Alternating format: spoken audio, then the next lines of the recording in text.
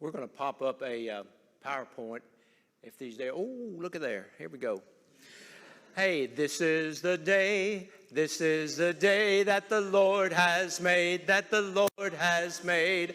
I will rejoice and be glad in it. And be glad in it. This is the day that the Lord has made. I will rejoice and be glad in it. This is the day that the Lord has made. Psalms 118, verse 24. What a great time and great opportunity to be with you. Had a great supper a minute ago and talked to two young men who I am hoping that you will listen to in the upcoming months as some excitement gets going about how we can reach out to your area, not only for a disaster, but how you can get involved with one of the greatest works there is, and that's showing the love of God. Just by what you do, just by what you say, just by what you can do. We do little things at Burns. It's called ARC, Acts of Random Kindness. Just sometimes, maybe we buy somebody's gas, or maybe we're behind somebody at McDonald's and, oh, don't go to McDonald's too high. Maybe it's somewhere we get behind and we buy their meal or something for them when they drive up. Things like that we can do. Or maybe somebody at Walmart, we see them getting some milk and bread and, hey, we slide that cart. There's little things that we can do just to show our love. And that is a great opportunity. But tonight I want to talk to you a little bit about what we do. And I want you to see the example of a church that has been working through a disaster. And this could be any congregation in America that's gone through a disaster. Now let me tell you what a disaster is. That's a disaster, a hurricane, a tornado, a fire, a flood, an ice storm. Oh, we had an ice storm around the Carolinas? Thinking about what those are. And those become disasters where they are funded by a disaster area. It becomes a disaster area, so the government steps in to help. Those are major disasters, and that's what we do. And we found out that through doing that, we get a lot of help. You, for instance, thank you so much. You came down, you helped us there in Waverly. But here's the situation is involved. Sometimes a disaster is whenever you lose your home or lose something precious to you. You may be the only one.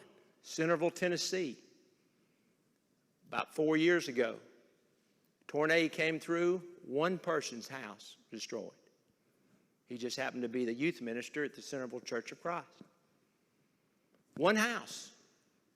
And to him, what was it? It was a disaster. So things like that can happen around here, little things that happen, and we can't get involved because we work on a large scale. But what if the church here at Gold went? Did I get it right? Gold Road, Gold Bond, what is it? What? Gold Hill. I knew I was close. Rock Hill, Fort Mill. I got so many hills. But anyway, great. What if you could get involved and help the area? And that's what we're going to do. But sometimes there's some confusion about how to do that. It seems that this carload of young elderly women were coming back from a ladies' day. And they were going through Lexington, Tennessee. And as they were driving by, they were doing 22 miles an hour.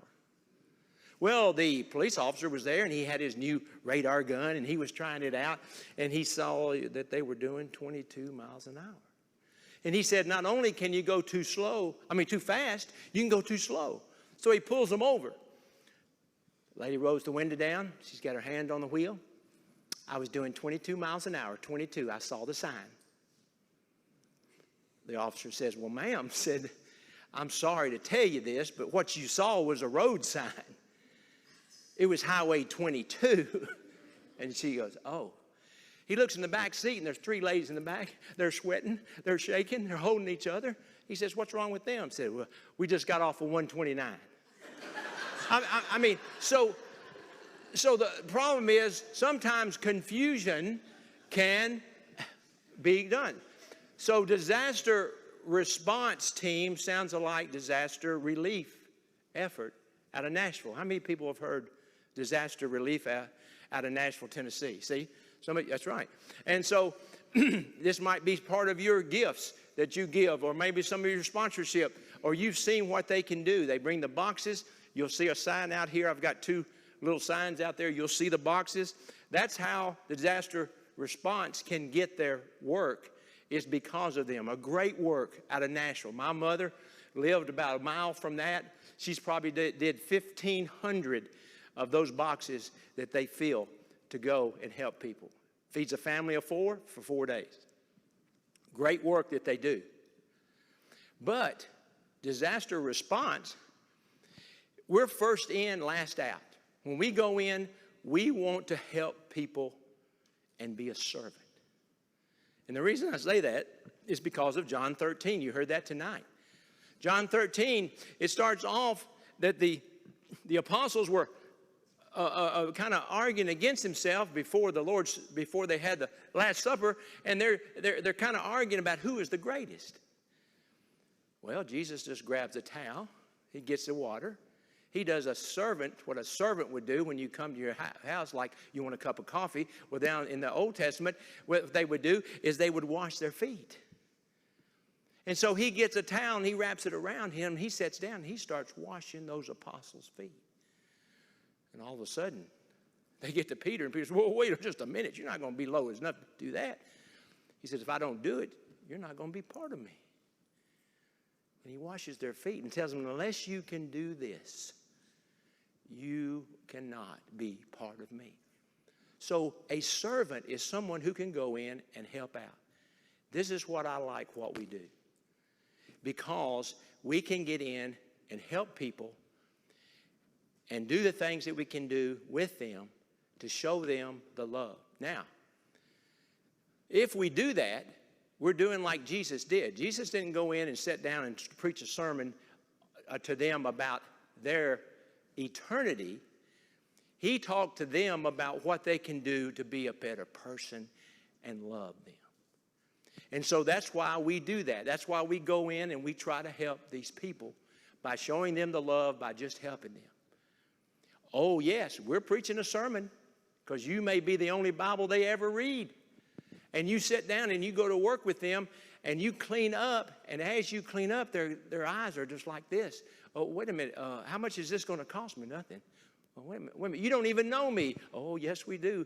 We love you because you have a soul, and we love you and we care about you. And they don't understand. But let me tell you what they'll do. They'll get in there and they'll help you. 95 to 99% of the people that we help will come in and help. And they love it. And we're helping them. So, what do we have to do to get started with these disasters? What would we have to do? Well, for instance, let me give you a little picture. This is the Pinewood Church of Christ in Nunley, Tennessee. A little bit, about 40 minutes from Waverly, Tennessee, on the little beautiful Piney Creek or Piney River, okay? The Piney River, you can skip a rock across it to the other side at that time. This is the 10:30 in the morning on a Saturday morning, August the 21st, 21, okay? This is at 10:30. At about 11:30, 12 o'clock, it was already to the steeple, okay? Completely covered. This is what happened to the town of Waverly, Tennessee. You know Waverly because Loretta Lynn Dude Ranch is there. That's what you would know more, which was destroyed. Also part of it, they are back now to doing things, having shows, having motocross races, and everything. But this is in that area. That happened on Saturday morning after 17 inches of rain fell on McEwen, Tennessee. 17 inches of rain in 5 hours, okay? So now we've got problems. We've got a flood. We've got people who are without houses. We've got people who don't have food. They have the clothes on their back. What are we going to do? So we're located in Dayton, Ohio. And in Dayton, Ohio, at our where we have our storage buildings and stuff there, we have many things to bring. We can bring a mobile kitchen, feed about 1,000 people. We can bring a shower trailer. We can have a shower trailer for men and women to shower. We have a washer and dryer trailer, has 8 washers, 8 dryers. We have a tool trailer that's 50 foot long that has every kind of tool you can imagine, from a Phillips head screwdriver to a 1,500 watt generator. We have an office trailer, which is actually a revamped fifth wheel that we bring and set up so we can have paperwork and do our office and do our stuff to make sure that we have names, addresses, telephone numbers of people that we start to do. All that makes a little city. Well, what if there's no power? We have a 125K generator that can run every bit of that. And it runs on diesel. We also have a 35K, which we can use to help with motor homes that come in, mobile homes that come in, to help power them if there's no power. So what do we have to do to get here? Well, first we have to find a church.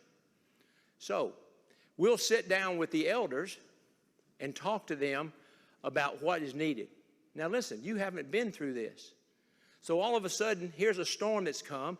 They have members of their congregation that have lost their homes, that they don't know where to go. They don't know what to do. They didn't have flood insurance. What are they going to do? And so the first thing we do is we sit down and find out the household of faith. We find out that those church members, and those are the first ones we help. Now remember, from Nashville, these boxes have come, and they're starting to hand those out from the congregation, and they're getting a list of their name, and down at the bottom it says work needed, and they've already put down that work is needed in some of these houses, so we already have a stack ready to go. And we tell these elders, you get your people, and we'll put them on the top of this stack so that we can start helping them. You know what's great about that? They have a neighbor. They have a neighbor on this side, maybe a neighbor on this side. And that neighbor says, hey, Miss Mary, how you doing? Oh, you know, we've lost. Oh, I'm sorry that you've lost yours. Yes, but what you've got going on? I said, well, the church has come down. They're helping us.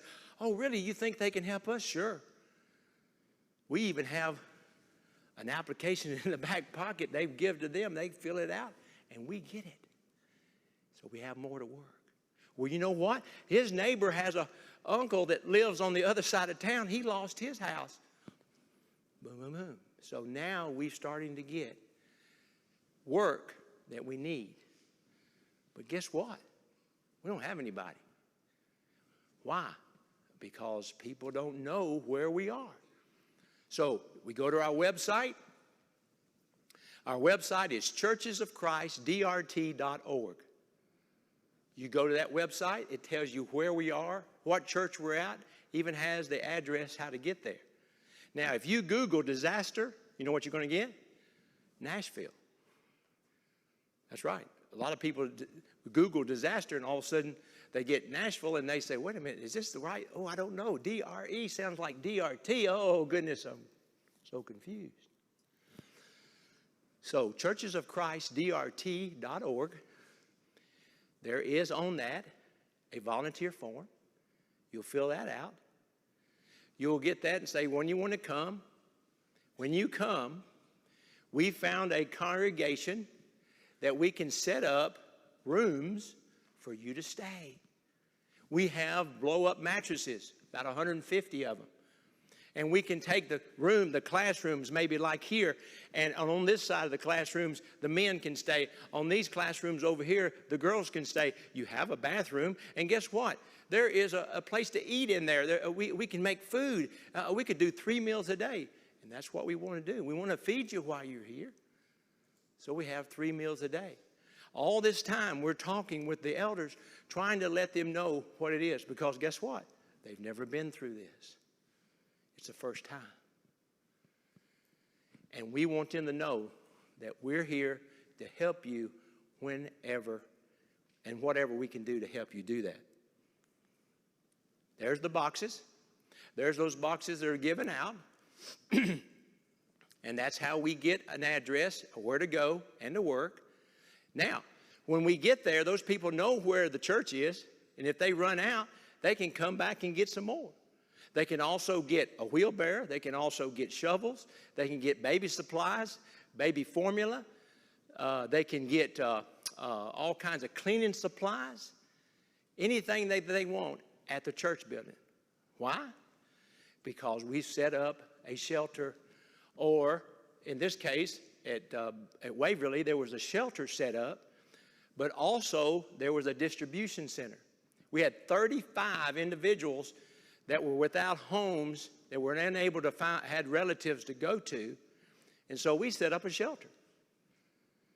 Red Cross was there helping us. FEMA was there filling out paperwork, because we were the first ones to begin doing that in the town of Waverly.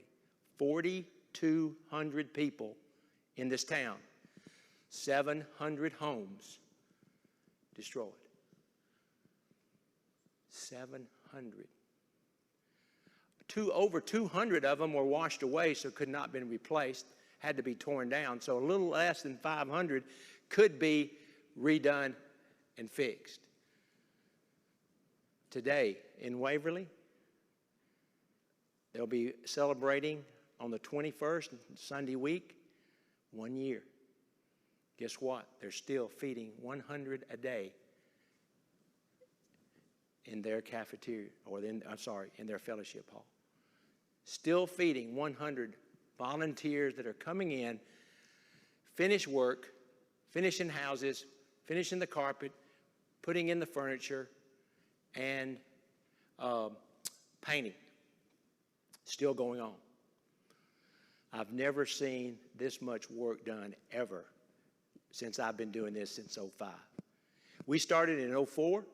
2005 was Katrina, that little old bitty blow that came through down there. We started there and was there 2 years, working there. We were in Moore, Oklahoma. We were in Joplin, Missouri for almost a year from that tornado, which was a mile wide, 60 miles long. We were at Lebanon, Tennessee, when the storm come through there. I think Jeff was there, Jeff Trotter. And I've worked in Myrtle Beach helping when Florence came through. It came through Wilmington and New Bern, and guess where all the water went? South Carolina. Nichols, South Carolina, completely destroyed. So we went to Myrtle Beach and helped. Matthew's dad preaches at the Church of Christ there, Stephen. And Matthew, good night. I grew up with Matthew and coached him in baseball. But he's seen what the work has been done. He worked with us when we've had storms come through that area. So a lot of stuff being done because these people said, use our facility. Do whatever you need to do to help these people. Here is supplies that come in. They can come and they can get food. They can get what they need, supplies to eat. And this is what is wonderful is they can get it at any time they want to. All we ask is give us your name and address and telephone number.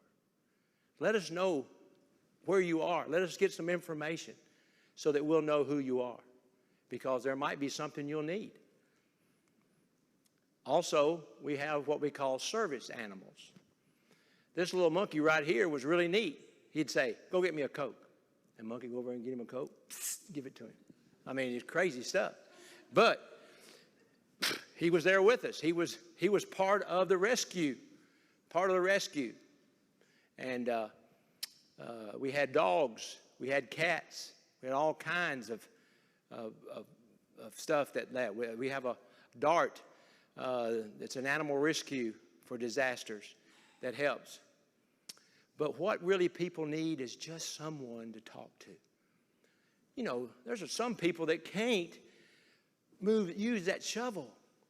You can't do a wheelbarrow. You can't clean all these houses out because that's something you just can't do. But you can talk to somebody. You can hold a hand. Guess what? You can cook a meal.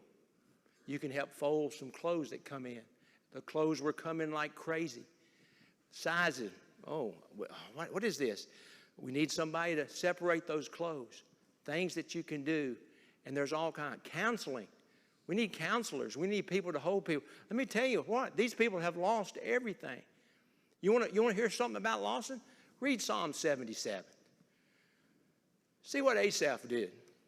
You want to see the tremendous things that are going through? Read Psalm 77. It's in between 20 verses. You'll see how the feeling is when we see people that have lost everything. And all they need is just someone to hold their hand and say, I'm so sorry. We don't say things like, oh, I know how you feel. You don't know how they feel. And we say, oh, that must have been God's will. Uh-oh. Ooh. You talk about something. You know what we've got? We've got people that are saying, why did God pick on me? What did I do? Why are you picking on me, God? What did I do? And so a lot of times, God is not in their vocabulary right now. And we just need to be there just to help and just to show the hands and feet of Jesus.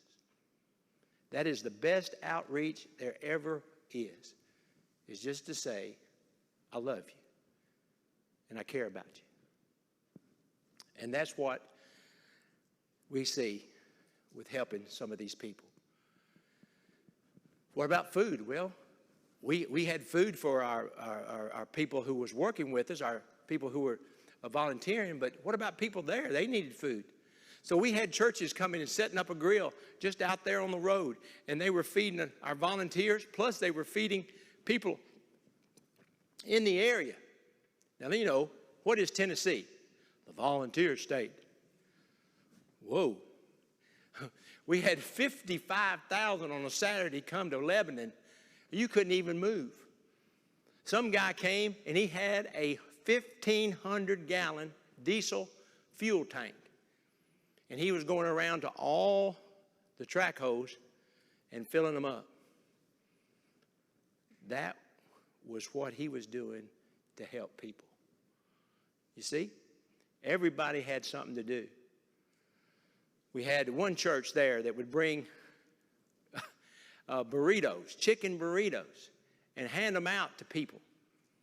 What a great work, feeding people and helping in Lebanon. So, things are given out. Now, this is what you're going to see. A lot of time when you tear out from a flood or damage, you take it to the road. We separate it. We put wood products. We put vinyl. We put metal. And we put electric wire in a pile.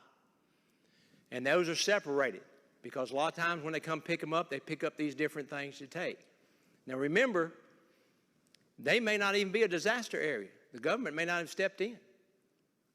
But we're going to start cleaning up. So we start piling everything because why? We know what we're supposed to do. We've done it before. FEMA loves what we do, DRT. The Red Cross loves DRT. You know what FEMA does? FEMA says, if you'll give us the number of hours that your people have volunteered, and when y'all came to help us, we put your hours that you worked, and a few hours there for that dirty refrigerator. But anyway, we gave you all kinds of help to get of hours that we were, and we gave it to FEMA. FEMA puts a dollar amount to those hours and sends the government money that they get for cleanup back to the city to help pay to clean this up. So you're not only helping, you're helping the city to clean up after it's over with. So all this is piled up. And later on, we have a place out of Pennsylvania that came with about 10 of these trucks, these big scoops. They scoop it up, and they're paid by the government to come and clean up because it was a disaster area. This is some of the work that we saw done, some of the flooding. Of course, sheetrock has to come up. But you know, every single house that we were there was the same. 12 to 1,500 square feet, 85 years old, cypress joists, cypress floor joists, cypress trusses. They've been remodeled. They were kind of nice, you know. They'd gone in there and remodeled them, but they were all the same. And they were not secured to the ground. So you get 8 foot of water coming in there, you got a houseboat. One guy, he went a quarter of a mile in his house, on his bed, a quarter of a mile down the creek. Already said he was going to die, got on his bed, boom, he hit something. He hears a woman screaming. He runs to the edge, and he's right next to another house. He runs into another house. She starts screaming. He starts screaming. And she says, "Where are you?" And he says, "I'm right outside your door." And he said, "I don't have a house out by my door." "You do now." And he starts screaming, and they all both start screaming, and guess what? Here comes a boat, saves them, takes them to safety. It's just a lot of stories that we can tell what happened. A library, probably 1,500 books completely destroyed. That has to be somebody's life. Well, let's start cooking. We've got churches that'll come and volunteer. Centerville comes on Thursdays or Tuesdays. Burns comes on Mondays. We got another congregation, Nunley, will come on Wednesday. And what happens, they'll come and do the cooking. And what does that do? That relieves the church from having to do it all the time. And people volunteer together, and you've got other churches that come in together to help do that. And so they're serving, and they're doing everything to help and clean up. We've got a lady and her husband that's been there probably 9 to 10 months. They got a trailer out back, and they said, "No, we're not going anywhere as long